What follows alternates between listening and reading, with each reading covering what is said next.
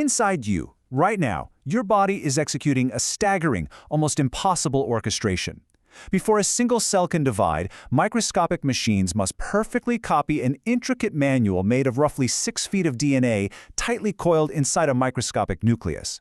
It's a visceral mechanical reality happening in your tissue this very second, racing at an incomprehensible speed of up to 2 million times per second across your body. And it does this with almost literally zero errors. 3 billion, that is the sheer scale of the genetic code in just a single human cell. 3 billion base pairs that must be flawlessly duplicated. Printed out, this code would fill thousands of thick books. Replicating all this DNA takes several hours of relentless copying time. The fact that a single molecule can replicate itself is amazing enough, but doing it across 3 billion letters requires precision that pushes the absolute boundaries of physics. And it achieves this at a blistering speed. This microscopic machinery copies up to 1,000 nucleotides every single second. Imagine typing 1,000 letters per second without a single typo. Impossible, right? But even at this breakneck pace, starting from one end and going to the other would literally take weeks. So your cells open up roughly 50,000 simultaneous replication origins all at once. This creates a sprawling assembly line of miniature biochemical machines, cranking out copies everywhere, completely in sync. So let's dive into part 1, the ultimate biological photocopier. To grasp this staggering feat, think of the cell as a flawless, high-speed photocopying factory. But unlike a static machine, this factory has to pull apart the original document, read both sides simultaneously in opposite directions, and print on the fly, all while hurtling forward. Let's meet the crew running the ultimate photocopier. Step 1 is helicase, the zipper. Step 2 is DNA polymerase, the copy machine itself. And step 3 is DNA ligase, the heavy-duty tape sealing everything together. It starts with the zipper, helicase. The DNA double helix is incredibly stable. Normally, the base pairs are locked in place so tightly you'd practically need boiling water to separate them. But helicase uses chemical energy to propel itself along a single strand of DNA. Spinning as fast as a jet engine, it violently but precisely pries apart the double helix into 2 single strands, exposing the bases so our copy machine can read them. Which brings us to part 2, the lagging strand problem. Here we hit a massive engineering nightmare that sounds absolutely impossible to solve. DNA strands are anti-parallel. They run in opposite directions. Think about the geometry of a Y-shaped replication fork opening up. One strand is perfectly oriented for the copy machine to glide smoothly forward, but the other side, it's facing the wrong way entirely. And our copy machine, DNA polymerase, has an unbreakable physical rule. It can only synthesize new DNA in one direction.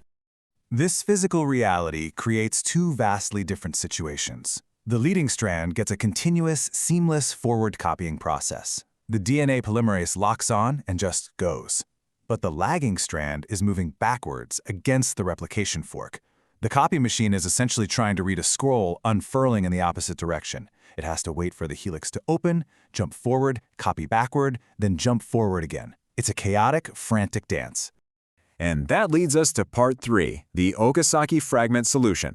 So how does this factory solve this backward problem without grinding to a halt? It relies on a brilliant, impossible-sounding hack called Okazaki fragments, named after scientists Reiji and Tsuneko Okazaki.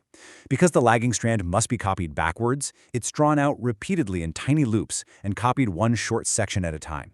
These short, discontinuous, backward-copied segments are the Okazaki fragments.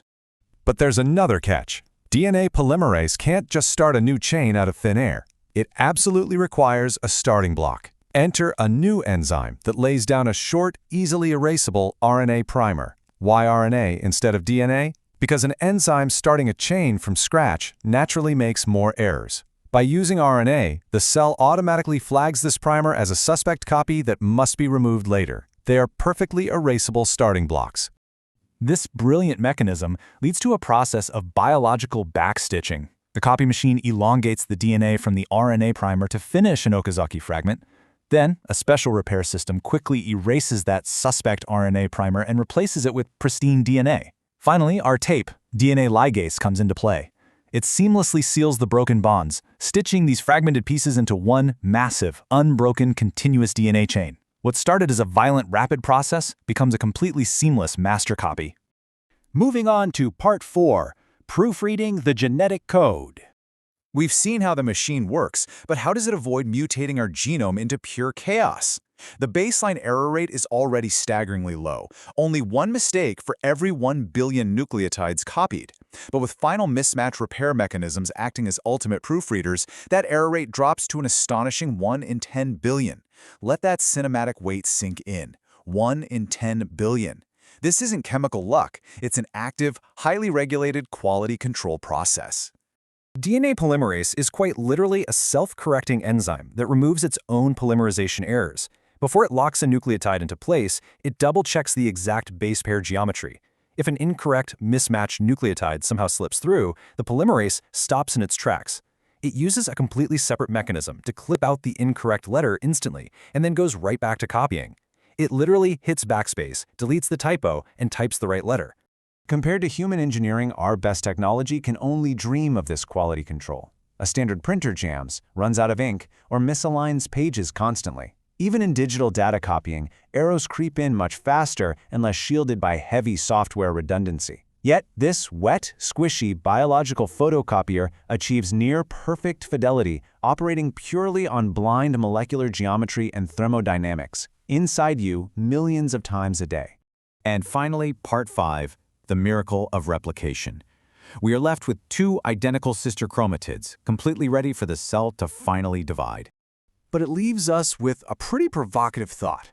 With 3 billion letters to copy, even a 1 in 10 billion error rate means a few mistakes will inevitably slip through over a lifetime of cell divisions. So what happens when the ultimate copy machine makes a mistake that evades the proofreader?